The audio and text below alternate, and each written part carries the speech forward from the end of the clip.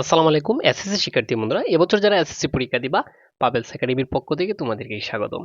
আজকে তোমাদের এই উপেক্ষিত শক্তির উদ্বোধন এখান থেকে বাংলা প্রথম প্রথম মানে তুমি কি কি পড়বা, কয়টা এমসিকিউ পড়বা, সৃজনশীল কি আসবে কি আসবে না, টু যেটা আলোচনা করছি 5 মিনিটের মধ্যে তুমি এই অধ্যায় থেকে যা যা পড়বা 100% যাতে কমন পড়ে এই সাজেশনটা দিচ্ছি, একটু ধৈর্য সহকারে দেখতে থাকো তুমি যদি এবছর পরীক্ষার্থী হয়ে থাকো। আমি প্রতিটা অধ্যায় থেকে তোমাদেরকে অ্যানালাইজ করে পড়াই এবং সাজেশন দিই। আগে দেখো একটা চার্ট নিয়ে আসছি, এই চার্টটা থেকে তুমি দেখো যে এখান থেকে এমসিকিউ যে বহু নির্বাচনী প্রশ্ন 24 সালে দেখো ঢাকা বোর্ডে আসে নাই।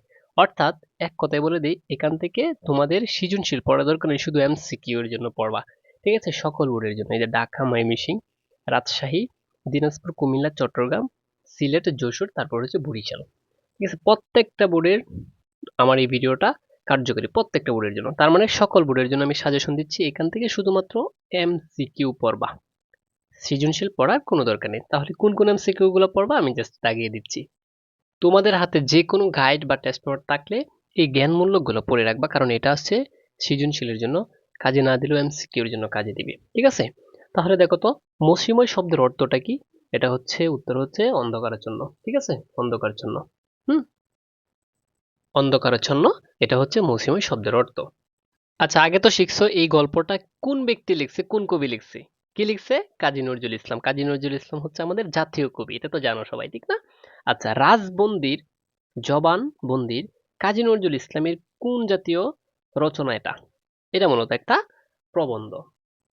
তার মানে একটা এমসিকিউ দিলাম। তারপর দেখো, আমাদের কত আনা শক্তির উপেক্ষিত ব্যক্তিদের উপর নির্ভর করে 10 আনা। 10 আনা আমাদের দেশে জনশক্তি বা গণতন্ত্রের অপর নাম কিন্তু জনশক্তি গঠিত না হওয়ার কারণটা কি? এটা হচ্ছে শ্রমজীবীদের উপেক্ষা করা, মানে শ্রমজীবীদের শুধু আমরা চাপ দেই।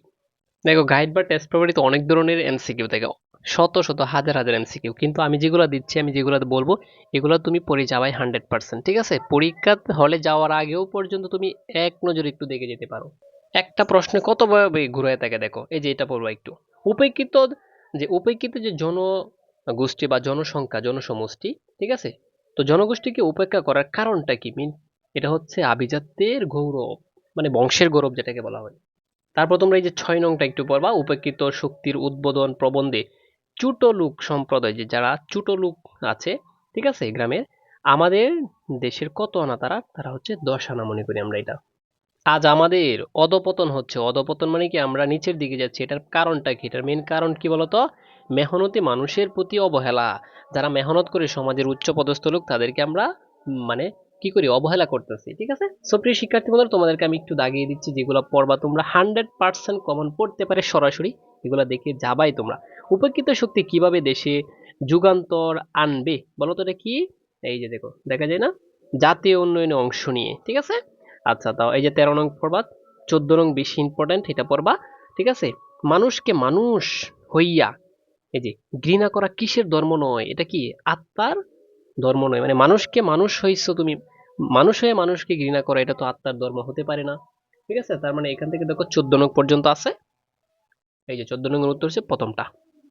এই অধ্যায়ের মোস্ট কমন এমসিকিউ হচ্ছে এটা, উপকৃত শক্তির উদ্বোধন প্রবন্ধ, যে প্রবন্ধটি রয়েছে, এটা পাঠের উদ্দেশ্যটা কি? এটা মূলত কি দেখো, মানুষের মনুষ্যত্বের জাগরণ, মানে মানুষের যে মনটাকে জাগ্রত করা। ঠিক আছে, তাহলে বাকিগুলো তোমরা একটু দেখে নাও, ভিডিওটা লং হয়ে যাবে। আমি 5 মিনিটের মতো তোমাদেরকে সাজেশন দিব, যেহেতু এটা শর্ট একটা ভিডিও। ঠিক আছে, সো প্রত্যেকটা অধ্যায় থেকে যারা এসএসসি পরীক্ষা এবছর দিবা পাবেলস একাডেমির পক্ষ থাকতে পারো, তোমাদেরকে 100% কিছু কমন অনেক কিছু দিব, তোমরা পাবা। ঠিক আছে, সো মাত্র 26টা এমসিকিউ দেখো, এখান থেকে জাস্ট 26টাই পড়ে যাবা এই অধ্যায় থেকে। ঠিক আছে, এখন আমরা কিছু জ্ঞানমূলক দেব। কাজী নজরুল ইসলাম যেহেতু লেখক, কাজী নজরুল ইসলাম কোথায় সমাধি করা হয়? কাজী নজরুল ইসলামকে মূলত ঢাকা বিশ্ববিদ্যালয়ের মসজিদের পাশে কিন্তু কাজী নজরুল ইসলামকে কি করা হয়? সমাধি করা হয়। আজ নতুন করে কিসের দিন এসেছে বলতো? আজ নতুন করে মহাজাগরণের দিন এসেছে। আমরা কত আনা শক্তিকে উপেক্ষা করে আসছি? মূলত 10 আনা। মানে এই উপেক্ষিত শক্তির উদ্বোধন মানেই 10 আনা, এটা মনে রাখবো শর্টকাটে। ঠিক আছে, আচ্ছা, তারপর এখান থেকে এটা পড়বা। এই যে দেখো, ব্যক্তির সমষ্টিকে এক কথায় কি বলা হয়? জাতি বলা হয়।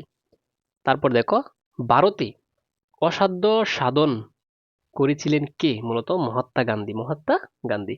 ঠিক আছে? তারপর এটা পড়ো বোধনবাসী মূলত কি, ঠিক আছে? তো বোধনবাসী হচ্ছে বোধ জাগিয়ে তোলার বাসী, এটা পড়বা তোমরা 11 নং। তাহলে তোমরা এই তত্ত্বকণিকাগুলো একটা স্ক্রিনশট দিয়ে নাও। এই তত্ত্বকণিকা মাত্র কয়টা তত্ত্বকণিকা? 13টা তত্ত্বকণিকা। ঠিক আছে, প্রত্যেকটা অধ্যায় থেকে যদি আমি যেগুলো দিচ্ছি এগুলো যদি পড়ো, ইনশাল্লাহ অন্য কিছু পড়ার দরকার নেই। আরো কিছু এমসিকিউ দেখো, এই যে রাজশাহী বোর্ড 2024 আসছে, যে বলছিলাম না কত আনা, 10 আনা। দেখছো আমাদের কত আনা শক্তির উপকৃত ব্যক্তিদের উপর নির্ভর করে, এটা হচ্ছে 10 আনা। দেখছো, মানে এটা থাকলেই হচ্ছে 10 আনা, 24 সালে পর্যন্ত এগুলো আসছে। এই যে ইচ্ছা করলে একটু দেখে নিতে পারো কি কি এমসিকিউ গুলো আসছে, আমি যেগুলো পরে আসছি এগুলোর ভিতর থেকে আসছে। দেখছো, এই যে এখানে কিন্তু সম্পূর্ণ বোর্ড কোয়েশ্চেন, এটা একটু স্ক্রিনশট দিয়ে পড়ে নিতে পারো। আচ্ছা, তারপরে এখান থেকে কয়েকটা আছে, তোমরা চাইলে ইচ্ছা করলে এটার পিডিএফ গুলো নিতে পারো, ঠিক আছে? হোয়াটসঅ্যাপে নক দিতে পারো আমাদের হোয়াটসঅ্যাপে। বাংলা প্রথম পত্র সকল অধ্যায়ের এমসিকিউ নিতে পারবা শুধুমাত্র 100 টাকা দিয়ে, 100 টাকা, ঠিক আছে? আর যারা আমাদের কোর্সে অলরেডি ভর্তি হয়েছে তাদেরকে মাগনা ফ্রিতে এটা এগুলো আমি দিচ্ছি। তো দেখা হবে তোমাদের সাথে অন্য একটা লেকচারে। সো যদি সাজেশন পেতে চাও তাহলে এখনই চ্যানেলটাকে সাবস্ক্রাইব করে রাখতে পারো।